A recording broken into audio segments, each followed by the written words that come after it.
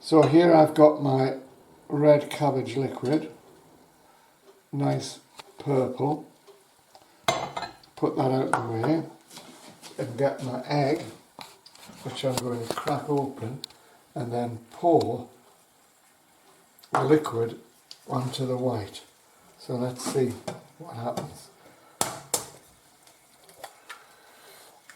There's the white, cooking nicely, and I drip the red cabbage onto the white. And we'll see what happens as it cooks.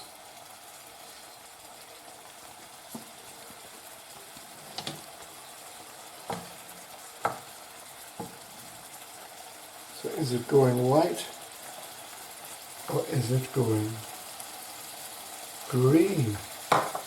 It's turning green. Wow, see this here? Green, green. So we've turned the purple into that little green. And why is that? It's because the white of the egg is an alkali and this is acting as an indicator. If the white had been an acid, it would turn red.